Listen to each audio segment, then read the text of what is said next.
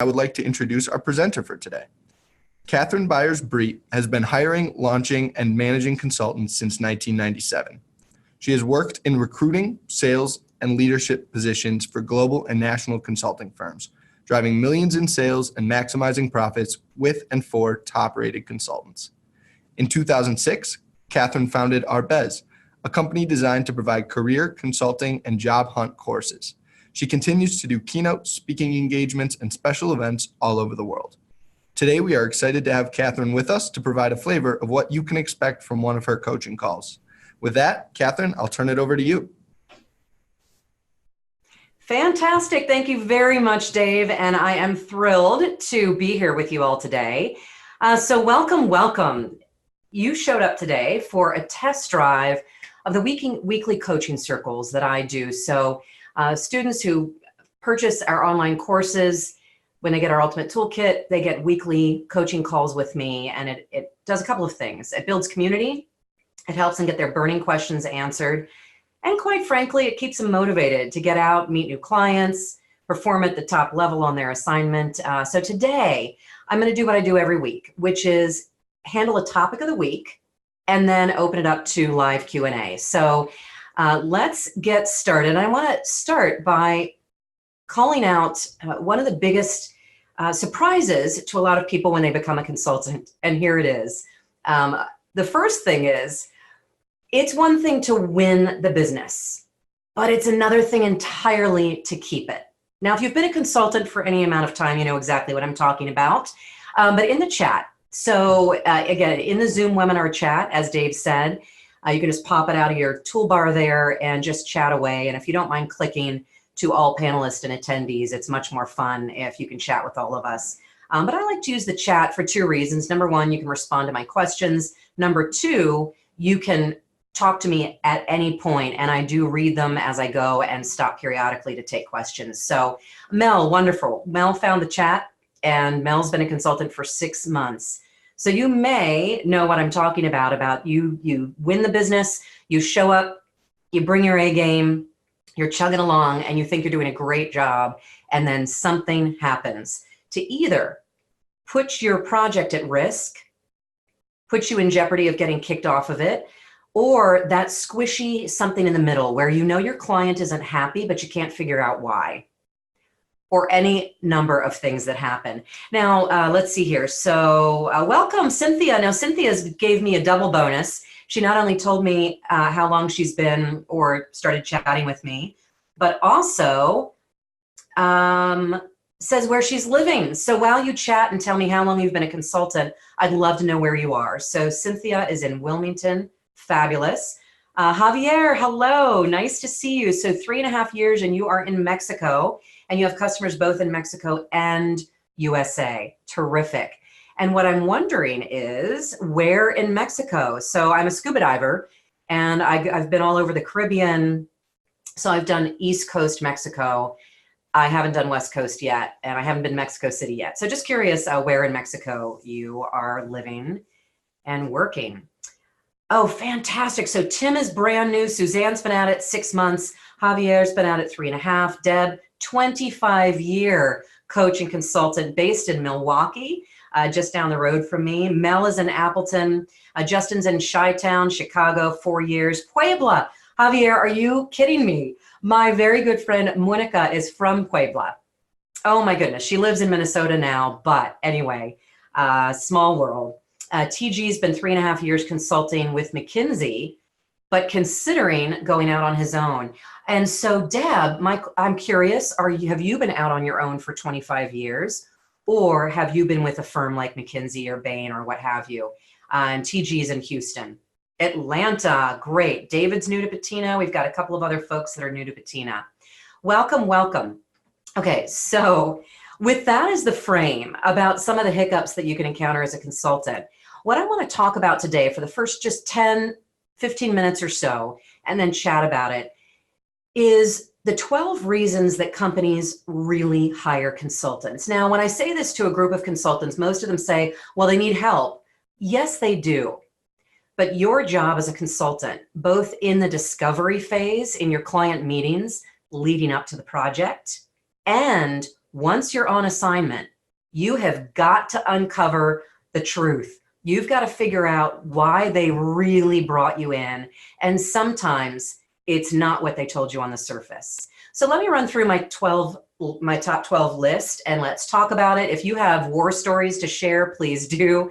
And if you have questions or concerns, please share those as well. All right. So 12 reasons that companies hire consultants. Number one, the most obvious and the most prevalent. Their needs are temporary. They know they won't need you long term. Patina talks about surge needs. They place interim executives. The company knows they need you short term. Okay, right, we know that. So let's get to number two. Companies sometimes bring in consultants, not because they don't want you long term, but because they can't afford to wait for a full-time hire. Full-time hires at the executive level usually take 2 to as long as 6 months to get a full-time executive in, and they cannot afford to wait. So they bring in consultants, interim execs, and if you've been doing this for any amount of time, you know what happens. You get in there, you knock their socks off, they fall in love, they throw you a ring. So very often a company will bring a consultant in because they need somebody immediately. And Patina can deliver sometimes in 24 to 48 hours with the right executive. So their need is urgent and they can't wait. The third reason companies bring in consultants is they don't know how to do the work. So let's take Javier, for example. So Javier, you do work in Mexico and USA. I suspect that you help companies that are expanding and doing business in Mexico for the very first time. That may not be your lead into a company, but it's probably a piece of what you do, international business. That's terrific. If you probably have had clients in the last 3.5 years who hired you because they've never sold a thing in Mexico. They need your expertise, and there's nobody in-house who can deliver it. So that's great. And this is a very common reason why companies bring them in. Let me give you another example. SAP rollout. If a company is implementing a brand new software platform, chances are good there's nobody on their team that has the experience with it or that they trust to implement it effectively. And SAP has some of their own consultants, but very often SAP will refer out to high-touch, high-quality boutique consulting firms to plant consultants in to roll out the new software, which is, of course, as you all know, is everything from the strategy, is this the right tool, to business process, people, all of it, customizing the technology, planning for the rollout, testing, all of it. And so you may come in as a consultant in a situation like that. So that's the third reason. Before I share the rest of my top 12 list, you tell me in the chat, why else do you think that companies bring in consultants? We've already talked about the need is urgent, the need is temporary, and they don't know how to do the work. What are some other reasons why you've been brought in? A lot of you have experience. What are other reasons why a client has brought you in? Newsflash, there are 9 other reasons. So let's see what you are thinking about today. Hello, Kitty from Chicago. You're in Florida. Mel, they don't have the bandwidth. So they know how to do it. They don't have time. Yes, they don't have time. Cynthia, they're having internal leadership issues. Yes, a lot of time companies will get stuck and they can't move forward, and they've been trying to solve a problem for months, but they're at a loggerhead, and there's something about a fresh perspective and somebody coming in from the outside who can see through all the noise, all the clutter, who isn't embroiled in the politics, who can say, aha, this is the problem and this is your best path forward. Jean-Paul says they don't trust what they hear from their own team. Absolutely. And I kind of bundle all of that into politics. It's sad, but it's true. I sold consultants for years for 2 global consulting firms, and the number of full-time salaried employees who complained to me that they had already made that recommendation, but nobody would listen. Oh, this classic, yes. Barry's getting into something political as well. They want a scapegoat. If something goes wrong, they'd rather fire the consultant and blame it on the consultant than take accountability themselves. Yes. Suzanne, they need a truth teller. Suzanne, I have a sneaky suspicion that you introduce yourself as a truth teller sometimes. I love that. TG, they want to benchmark performance and then move to the best in class. So bringing in your bigger, deeper expertise so you can help them make the best decision. Yes, absolutely. Great ideas. So let me finish my top 12 list with you and jump in at any time with comments, questions, stories, what have you. And I especially would love the stories. I'd like to know if you've encountered any of these situations as I roll out the stickier ones. So they don't know how to do the work. And I think it was it Joy who said that they don't have bandwidth? They don't have time to do the work. That's number 4. They flat out, not enough hands, not enough bandwidth, they don't have time. Sometimes they bring in consultants because they don't want to do the work. They know how, they probably have the bandwidth, but nobody on their team wants to do it. Classic example is data analytics, cleaning up the data, making it usable. A lot of times companies, they're not good at it because there's nobody on their team who likes it. And so bringing somebody in from the outside who absolutely loves getting dirty in the numbers can get in and help them clean up their data analytics and make it usable. So they don't want to do the work, or nobody on the team is really excited about it. So they'd rather keep their team focused on the things that they do better and that they're excited about, and bring in a consultant to handle the work nobody wants to do. One of you brought this up. They want and need a fresh perspective. They're stuck and nothing they're doing is working. So, quick question. Before you became a consultant as a full-time employee, did you ever bring in a consultant because you were stuck? I'm just curious about that.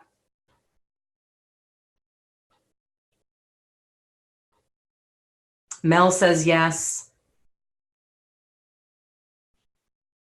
Yes, Justin says yes. So Kitty brings up something interesting. She was brought in by their lenders. I've been in that situation too, where a venture capital firm poured a bunch of money into a company and they didn't trust the CEO to use the money wisely. And so in those situations, sometimes it's the external venture capital firm or the lender. It sounds like in this case, it was a bank who wanted to bring in a fresh perspective to make sure that they were good stewards of this huge infusion of money. Yeah, interesting. Okay, so my question was, did you ever bring in a consultant because you were stuck? Deb says yes. She brought in a marketing consultant when she was in the TV industry. Ken wanted fresh ideas. Kevin wanted somebody to brainstorm with him and help him in that planning process when he was short 2 team members. And Cynthia did as part of a strategic planning initiative to create new revenue growth products and services. Fantastic. All right, so another reason companies bring in interim execs is they don't know what their long-term needs are going to be. We all know that American businesses are skittish right now. We have a presidential election coming up. We have an impeachment inquiry going on. We have tariff wars going on with China. And by the way, I was speaking in Shanghai in June of this year, and one was to a PMI, Project Management International, to a lot of international program and project managers. And I spoke to a group of business owners, and they were all asking me about tariffs as though I have a direct line to the president. But anyway, companies are skittish about a lot of other things, but that has a lot to do with it. And so they don't know what their long-term needs are going to be. They may be afraid to invest in headcount right now. You all know this. You're all executives. You've been in that chair where you're skittish to invest. You want to keep some cash in the bank, but you need help.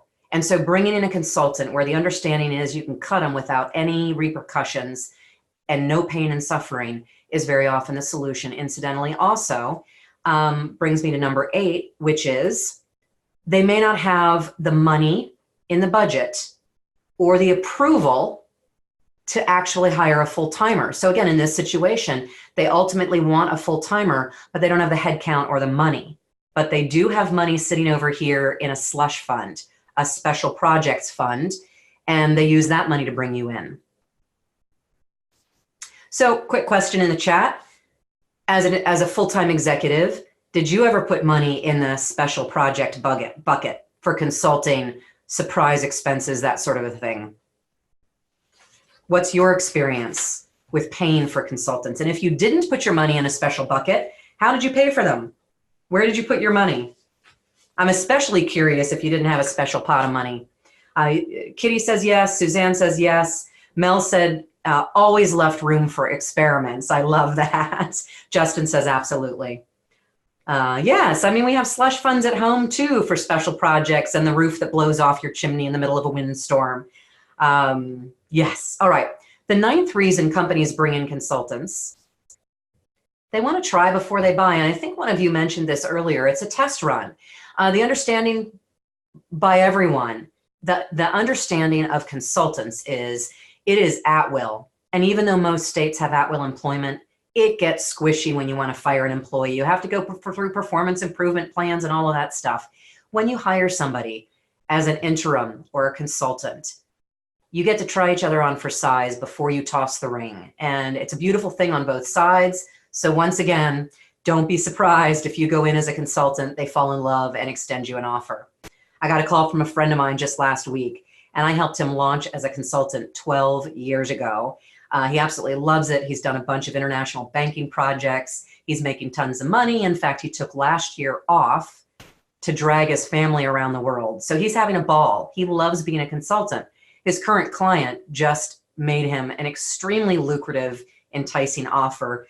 And he said, talk me off the ledge. I don't want to do it. And I said, then don't. And he said, but maybe I do. So he may end up ultimately going back to full time. But the client fell in love with him after only 3 months. Number 10 reason that companies bring in consultants is they want to save money.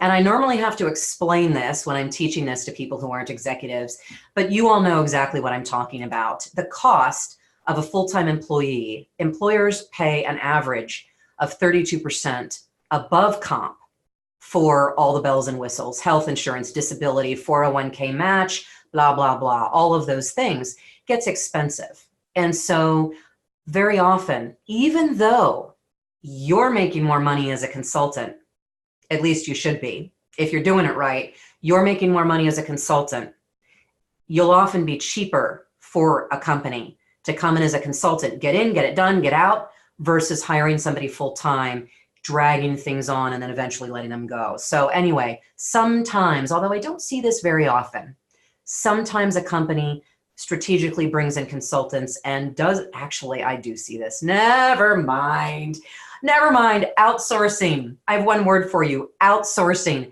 This is why some of my biggest clients would outsource IT to India, and then they'd bring it back 3 or 4 years later. They cut costs by consulting. Sometimes onshore, they can cut costs.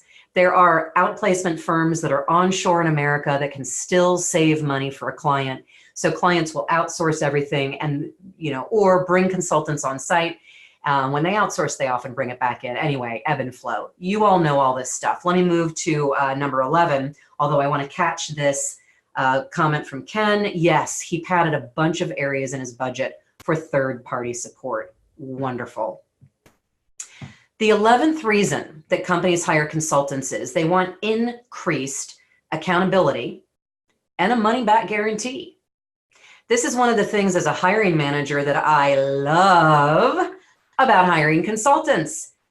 If I don't like their work, I can fire it. And if it's really, really bad, I can fire them. And if it's really, really bad, I don't pay them because I've learned how to write tight contracts, statement of work, deliverables, that sort of a thing. You know it, you've hired consultants. It's one of the really cool things. You get clear expectations about what they're going to come in and do, what those deliverables are. And if somebody isn't delivering, you can cut them loose. I now understand and appreciate this from the hiring side of the desk. But when I was brand new in the consulting business 22 years ago, I didn't understand all of this stuff. I was 24 years old.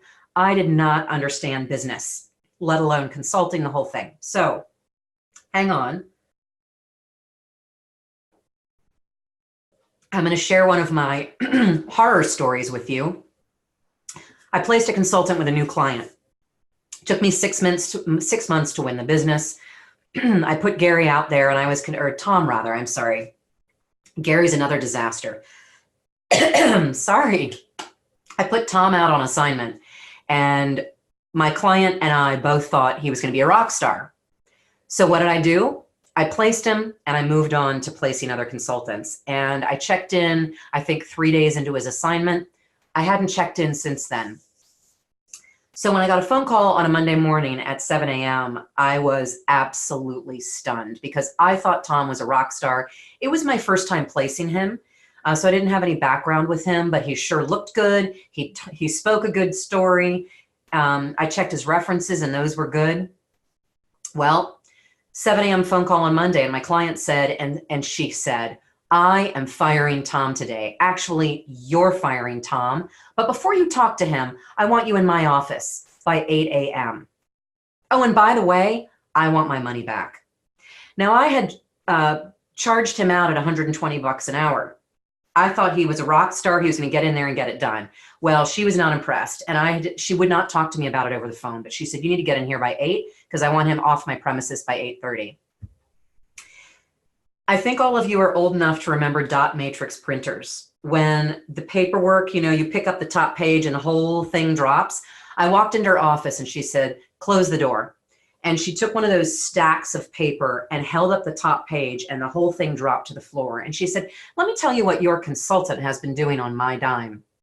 He's been surfing the internet. He's been watching videos. He has been doing his side business. Apparently he sold stuff on Craigslist and he was doing that at work. Oh, and he's also, you want to know what all of this is? He's also visiting websites, which shall we say are rather unsavory. I was afraid to click on them from my computer, but rest assured, we'll have to clean out his computer because of the malware and spyware. So anyway, mortified, horrible experience. Not only did I have to go to my boss and tell her that we had to pay back all that money to our client, I had to go to my husband and tell him that I had to pay back my commissions. Not fun. So it's one of the things clients love about hiring consultants. So sometimes you're going to step into an assignment and yes, they need you. Yes, they want you, but they may have just fired a consultant who didn't perform. It'd be really good for you to know that. So comments, war stories, anybody want to share at this point? Am I firing off some memories for you that are either fun or mortifying? Do share. I know I'm not the only one. Every single one of you has experienced what I'm talking about today. I'm just here to remind you of it and talk about how to make sure that you don't step on a landmine. Because now I'm going to talk about number 12, and a couple of you brought up the issue of politics. I'll give you an example that happened to me early on in my career, which helped me understand what's happening. Client called me and said, hey, I need somebody to come in and help me with this project. We've got a deadline in 3 months. We're rolling out this new software system, and we're not going to hit it. I need Mary to come in and help my director get this project done on time and hopefully not too far over budget. Well, Mary, I did know. She was a rock star. I knew it when I placed her, and I said, Mary's the one to help you get this thing to the finish line. Put her out there, checked in day 3, and then I moved on. Well, I got a phone call from Mary 3 weeks later, and she said, Catherine, it's been 3 weeks, and the guy they hired me to help just got fired. What do I do? And I said, well, the first thing we both need to do is take a deep breath. Why did he get fired? And she said, I don't know, but I think it's because he wasn't getting anything done. Okay, you're probably right. I said, well, I tell you what, keep breathing, keep working on your project, stay out of the politics, don't get involved in the gossip around the water cooler. Let me call the client and find out what happened. So I called my client. And I said, so Rick, you got a minute? Just found out that Mary's client was fired. Can you tell me what's going on? And Rick said, oh yeah, absolutely. I've been wanting to fire him for months, but I couldn't do it until I had somebody in that chair that I knew could carry the water to the finish line. And Mary, you didn't lie. She's fantastic. She's going to carry this project through to completion. And I said, great. she's going to need an increase in that rate. She just stepped up in level of responsibility. And I know she can do it. But before I talk to her about it, let's talk about what you can do about her rate. My client was a little surprised, but I did get more money for Mary, and I was able to go to Mary and say, well, the exciting news is you've been tapped. Are you ready? Would you like to take this project on at the next level? And she said, absolutely. And I said, before you ask for more money, I've got it taken care of. So anyway, politics. Now, this is where things can get really, really sticky. And so I'm gonna jump into your comments and see what you've been sharing with me, and I want to chat, especially about this politics thing. The reason I'm here to teach this topic today and discuss it is that if you don't ask the uncomfortable questions when you're interviewing your client, and if you don't ask those same and more questions as you launch on a new assignment, you could end up walking into a political sea of landmines. If you're not aware of the political situation, you could be taking your A game to work every single day, knocking it out of the park in the project, but there's somebody over there that you're not paying attention to. And while you're delivering results, Lucy is going behind your back and sabotaging you. That's why it's called politics. So you absolutely have to have your eyes wide open and figure out, why did they really bring you in addition to getting the work done? What else is going on? What else can they help you with? And I have some good news for you. I've got some tools to help you do that. There's a client meeting guide. In fact, some of you, I know Javier has our online course already. I think that there are a couple of others of you that have our online courses. But if you need help figuring out what questions to ask, I can help you. All right, let's dive into the comments here. Experiences. Kitty says the worst was when a client for whom she was running his marketing department hired 2 additional consultants who were completely unqualified, and they wanted her to manage them. And she said, no, no, no. Yeah, you've got to ask the questions. You have to stay on top of these things. And if you hear murmurs of any other consultants coming in, you better ask some questions and ask to sit on the interview. It's funny you should mention that, Kitty. I covered that very issue on a weekly coaching call about 2 months ago. And I said, what to do when another consultant is climbing into your space. And this happens all the time. You will show up to do good work, and there will be 2, 3, sometimes 10 other staffing and consulting firms with people there, which means 10 other sales reps calling your client, 10 other consultants vying for the dollars, trying to look like rock stars. Things can get ugly really quickly. Okay, so I'm sorry you went through it. You'll probably encounter it again, but at least you'll see it coming and step in a little bit sooner. So Deb has been hired as a consultant in more than one company where the meetings were an extraordinary waste of time due to politics. Because of her integrity, she felt guilty charging for the time that she spent in those meetings because it was a waste of time. Well, I hear you, but I hope you got paid for them because they wanted you in those meetings. And if you had that conversation with your client and said, I know these meetings are important to the company, and I'm sure they are for these people, but I don't feel like I'm really adding value. How about I skip this next meeting? And if the client says, no, no, I want you there, then ask the question why. Sometimes they will pay you to sit in an inordinate amount of meetings because they need fresh perspective, eyes and ears, somebody who's a truth teller, a note taker, you name it. So it happens. It's funny also that you should mention that, Deb, because I do a talk on the generational clashes at work and how to navigate that, the differences in work style, expectations, all of that. And I did this as a keynote at a conference a couple of months ago, and I brought a 22-year-old Gen Zer up on stage with me, and I asked him to tell this audience, all of them were over 50, and I said, so Christian, what surprised you when you stepped out into the workforce? And he said, the number of meetings that I don't need to be in. So he said that. He also said the number of emails that I don't need to be copied on. Anyway, he went on and on about things that surprised him that he needed to navigate. All right, so process check. Mel's talking about a process check. If you change, he's offering a suggestion because Mitchell Mitchell, York chat is great. Unfortunately, Zoom defaults to all panelists. So in the chat box, you'll see it says all panelists. If you can please check that little arrow and drop it down and select all panelists and attendees. Thank you very much for catching that, Mel. Okay, so Mitchell had an almost parallel experience to Deb's. The phone call came, or maybe to me, the phone call came into his office at 8 a.m. and then he was given a stack of paper where his placement was on dating sites. Yeah, it's so embarrassing. It's horrible.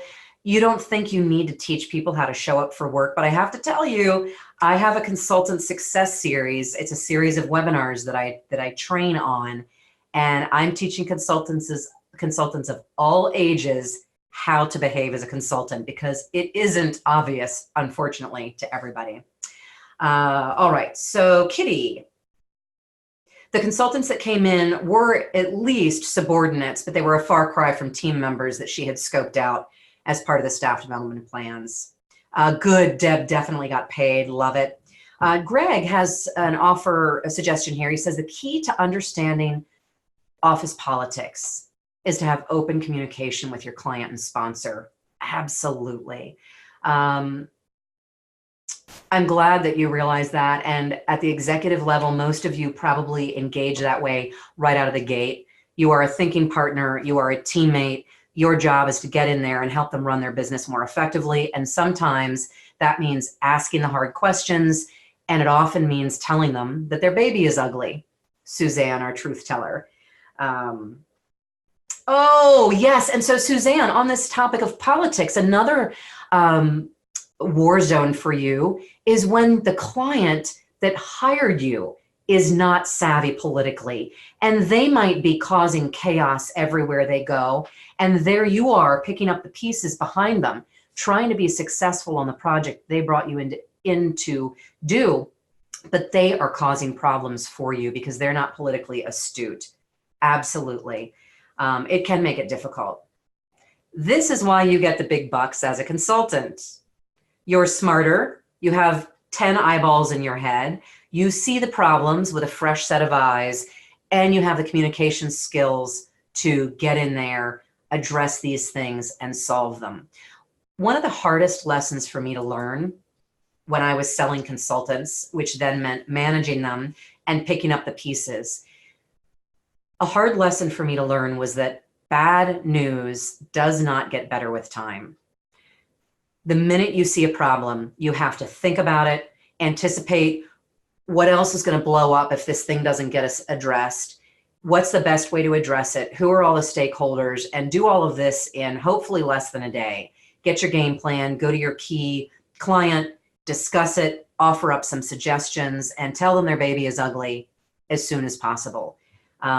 Because bad news does not get better with time. Doesn't make it easy, but that's why you get the big bucks. All right, so what else is going on with you today? We're now moving into the open forum, anything goes. And so I'm here to talk about whatever you want to talk about. So bring it on. No question is silly.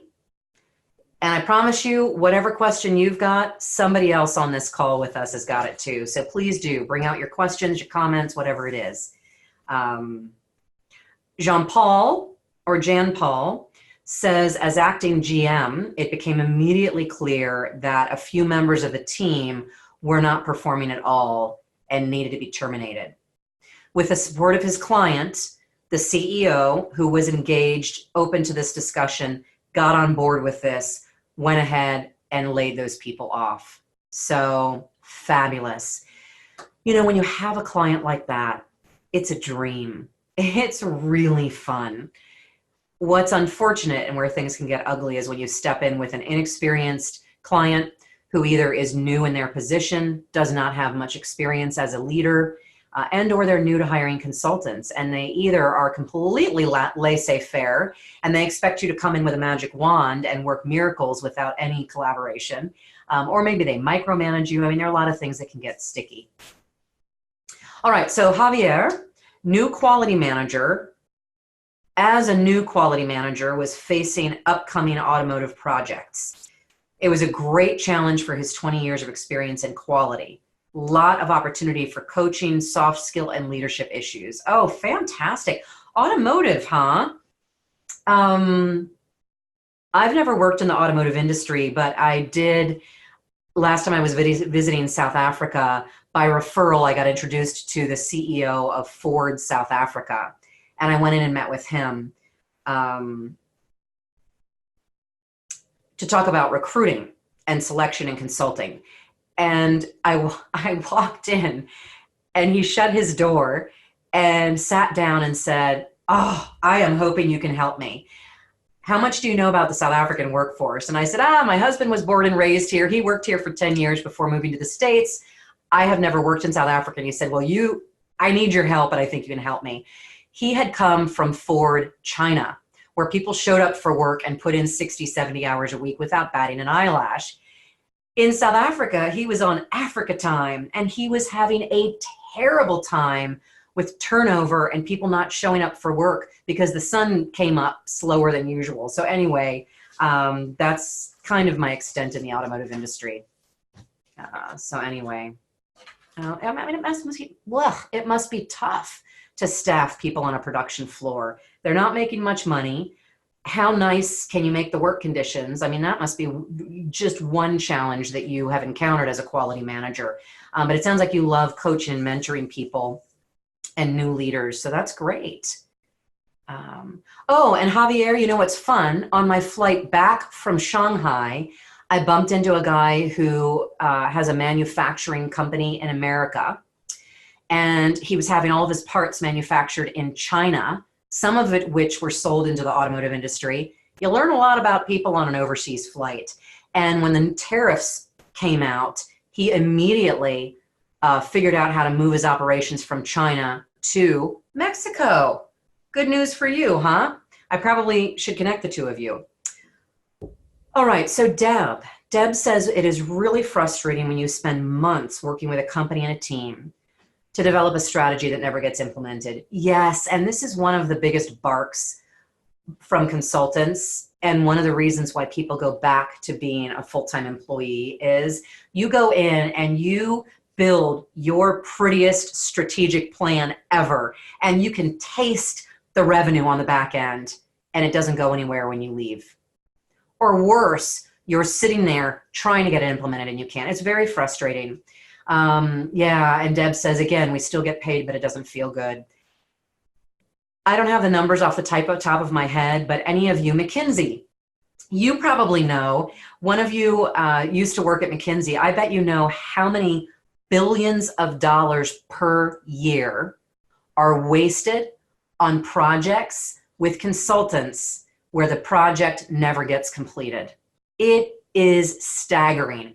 And I can't believe after my 22 years in consulting that we're still bleeding money inside companies, and they spend the money to bring in a consultant and then not execute. It is crazy, really crazy. Great, so Javier is gonna reach out to me. Wonderful, and we'll see if I can hunt down. I know that he and I connected on LinkedIn. I can't remember his name, but hopefully I can hunt him down and introduce you to him. All right, so Kitty is running into more clients who want to work at really low rate. Aha, so Kitty's getting pushed down on rates. And others who don't want to stick with a retainer or contract. So both the workflow and resulting income are unstable. Okay, so Kitty's attacking two challenges, wanting some help with two issues. I'm going to take the second one first. This is the biggest problem for consultants, is pipeline. How can you sell when you're billing full time? How can you sell effectively when you've never been a salesperson? It's tricky.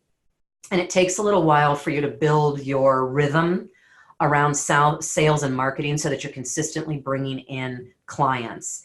And that's something that I would absolutely love to help you with. So as we wrap things up today, I do have an offer for you guys today, 20% off if you are looking for additional help. We've got 4 online courses, one of which is around sales and negotiation to help you solve that pipeline problem. One piece of what I teach, and you're already doing it, is to work through staffing and consulting firms like Patina. And now Patina, will be the first to tell you that you can't wait for them to find you a project. It's all a timing issue. They have phenomenal salespeople that are pounding the pavement every day, but will they have the right client when you're available? They can't guarantee that. And so, but I do recommend that you can maintain that relationship with Patina. Make sure that your profile out there has got that sizzle and sass, that you look good, so that when they have an opportunity, you're the first person they call. So anyway, that's sales. Filling the pipeline can be tricky. You have to figure out a rhythm. You have to get engaged on LinkedIn. The smartest move for any independent consultant in this day and age is to be a LinkedIn super user. And if you want help with that, our negotiating course will teach you how to do that too. The not negotiating, the networking edge kit teaches you how to harness the power of LinkedIn. And in 10 minutes per day, you can stay on top of your LinkedIn profile and make sure that you don't miss any opportunities. I almost missed a $53,000 1-month project because she pinged me on LinkedIn. And I'm buried in messages on LinkedIn because I have 8,000 contacts, people that I've met and shaken hands with over the years. So I really have to be on top of LinkedIn. Chances are good you are not at that level yet. You've got to check it daily because you might miss an opportunity, and that is awful. So sales pipeline. The other question, you actually have 3 questions here, Kitty. Contract retainer. She is locking her clients down on a retainer basis, which I suspect if they agree and lock you in on a 12-month retainer, you give them a discount, and then they're backing out on the back end. So Kitty, my quick and dirty recommendation, first of all, I'm sorry. You know, I've got a client that still owes me 10 grand from the first year when I launched, and that was 13 years ago. Guess who's driving around in a brand new Land Rover? He's one of those scoundrels who doesn't pay his vendors, closes his business, and goes and starts a new one. Dirty, rotten scoundrel. So I know what that feels like. So you can do everything right with your contracts and still have them back out. If you have good language in your contract and you have a stipulation that if they want to end the retainer early, what's it going to cost them? If you don't have language like that in your contract, put it in. It will give them pause before they cancel the contract. But at the end of the day, you know what? And you know it because you've been an executive, things happen. And with the best intentions, they may put you on retainer for 12 months and then they run out of money, or they're about to get fired, or whatever happens, and they have to back out of it. I would like for you to have language in that contract that allows you to come after them politely at first, and then it's your choice as a business owner. Do you want to send them that bill, that final bill, yes or no? But at the end of the day, it is the reality. It does happen. So you need money in the bank, and you need a consistent pipeline of clients. And then now rates. So Kitty, we got 3 topics today, and coming up close on time. So I'm going to do that. Then I'm going to talk about operational question. Looks like Cynthia's a good segue into how the things work with Patina. Okay, so Kitty, they're pushing you down on rates. So a couple of suggestions for you. Take advantage of the 20% off. Get my ultimate toolkit. My sales and negotiation kit's going to help you. You'll get these weekly coaching calls. I really, really want to help you negotiate top rates every single time. But let me give you my quick and dirty.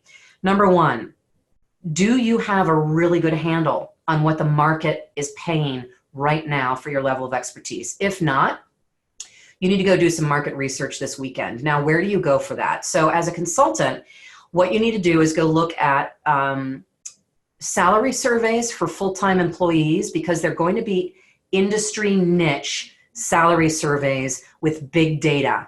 And I want you to have access and insight into what your clients are paying for full-time people who are doing the kind of work that you do.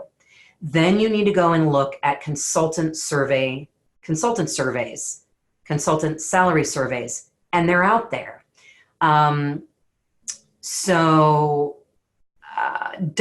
Here's an example. Dice.com is one of the oldest and biggest IT job boards. I used them when I was recruiting IT consultants 20 years ago. They're still around, and Dice has been doing an annual salary survey for 20 plus years, and they look at consultants versus FTEs. So go and find a consultant salary survey in your industry, in your niche. What you need to do is benchmark those salary surveys to figure out what data is out there.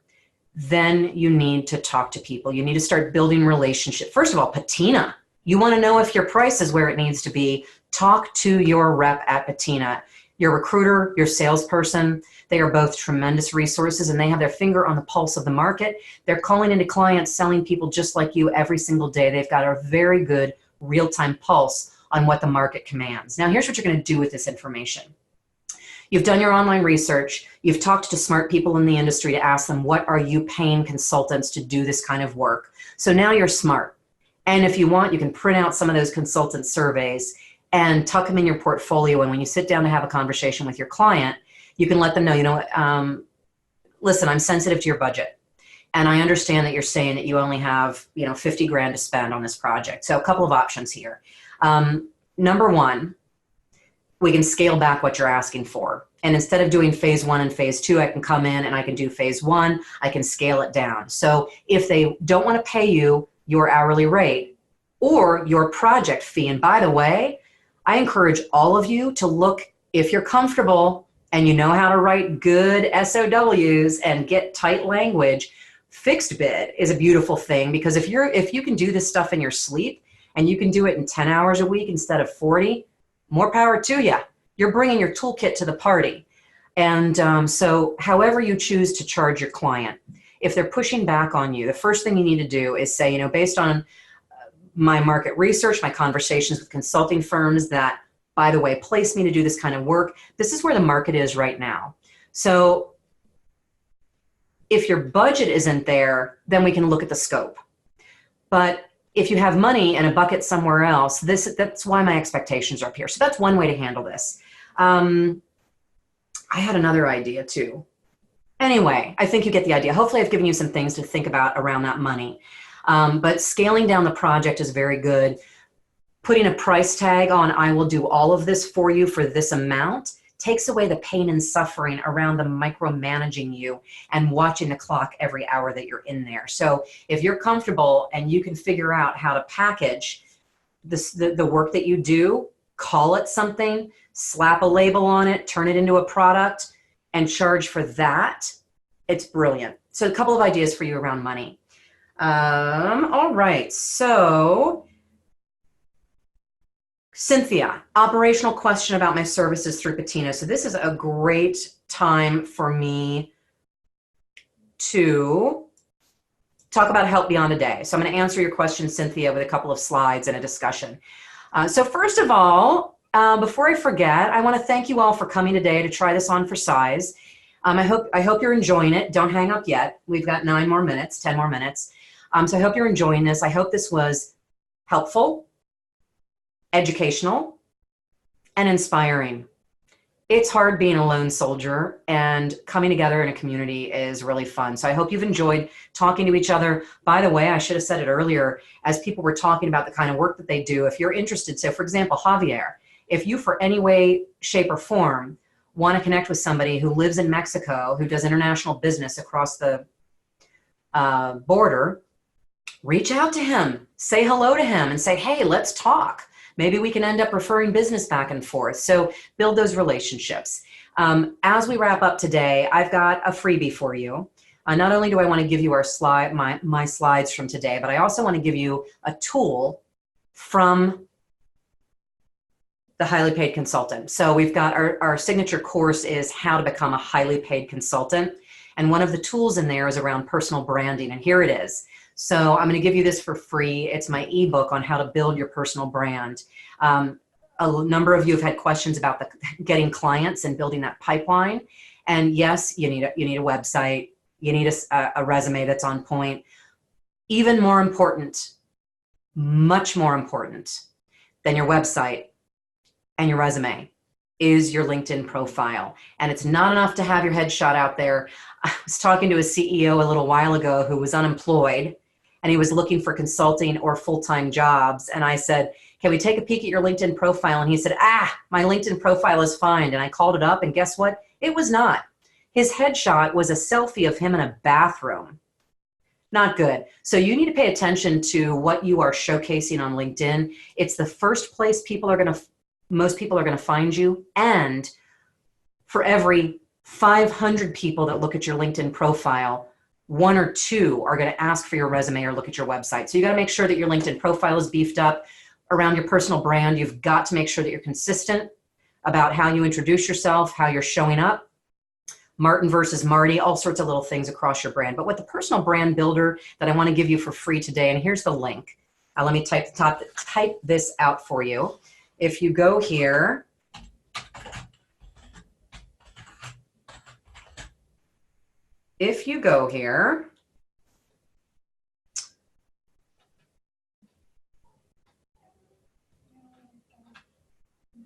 I'm going to get that link for you.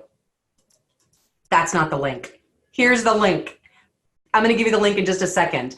When you go out there, you're going to get 3 opportunities to work with me if you're interested. So first of all, if you like this and you just think, oh my gosh, to be able to come and talk to other consultants would be wonderful, we'd love to have you. I do this every Wednesday at 12 noon.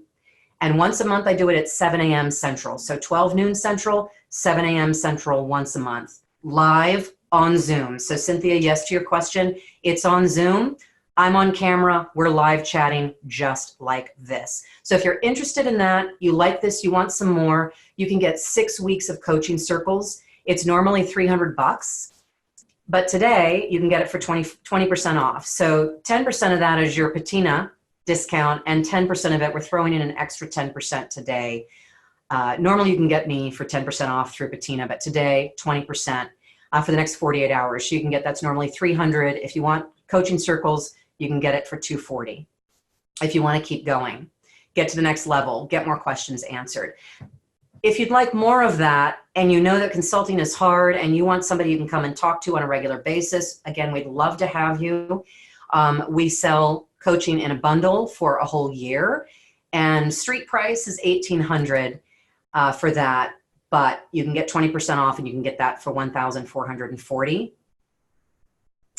Best value, biggest bang for your buck, is to get the 52 weeks of coaching circles and all 4 of my online courses. And so once again, the online courses are the signature course, How to Become a Highly Paid Consultant, the sales and negotiation course that I mentioned to Kitty, the networking edge kit, which is where you'll find everything you never really wanted to know about networking and branding, all in that online course. And then the interviewing guide, which is where you'll find things like the client meeting guide, which is where I will spoon feed you questions so you can do a better job of evaluating opportunities and figuring out, why do they really need you?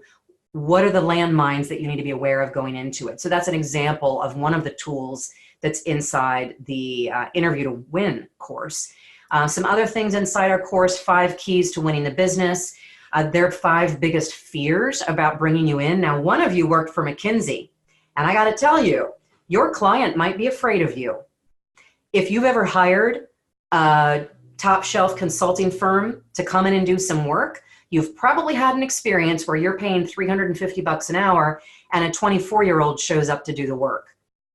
People may be skittish about bringing you in. They may be afraid you're going to come in, over-architect, be a bull in a china shop. So these are sorts of things that you need to be sensitive to. And there's a section in there about that. Top 10 consultant meeting mistakes, how to prep, 15 good questions. So anyway, there's a lot of stuff. There's too much stuff in those courses for me to share with you. But the best way to get all of those online courses and the coaching together is the Total Access Bundle. If you buy it all a la carte, it's $3,380. I don't want you to spend that, so you can get it in a bundle. On the web, retail for the bundle is $9.95, 20% off today. If you're interested, you can get that for $7.96. So anyway, here's the real link that I'm going to share with you right here. You can see it. It's freebie.arbez.com/webinar/Patina. So I better type that out for you so you can just click it. That's much easier. So this is where you're going to go to get the freebie, the slides from today, that personal brand builder. So you have to go here. If that doesn't work, put an HTTPS in front of it. Click that link, you'll get the slides, you'll get that free ebook on your personal brand, and you'll get hot links to give you 20% off on either the 6 weeks of coaching, the full year, or what I would love for you to consider as the ultimate toolkit, so we can really work together and I can help you scale that business, get that niche tight, build that sales pipeline, and really get to that next level in your business.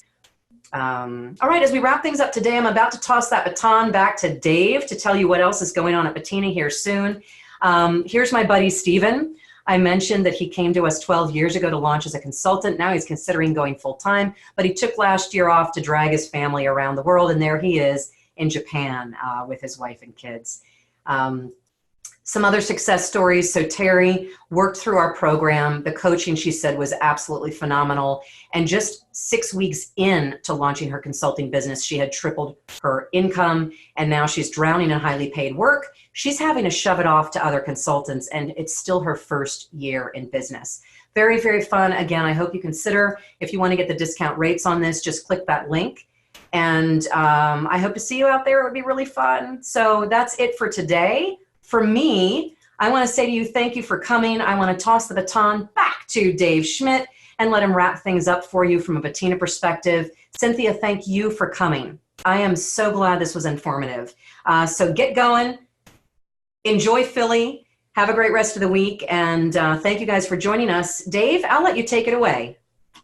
Thank you, Catherine. We appreciated your presentation today. And for everybody on the call today, make sure you keep an eye out for a follow-up in the days to come. We will be sending that out shortly, and that is where you can get access to Catherine's slides and the special offerings that Arbez is providing for you. Thank you so much for all of the attendees on our call today. Your participation really makes these calls special and helps Catherine along. And obviously a huge thanks to Catherine for presenting today. We've love having her on our Patina webinars. So thank you very much, and everybody have a great day. This has been a presentation of the Patina Nation. To watch more content like this or for more information, please visit us online at www.patinanation.com.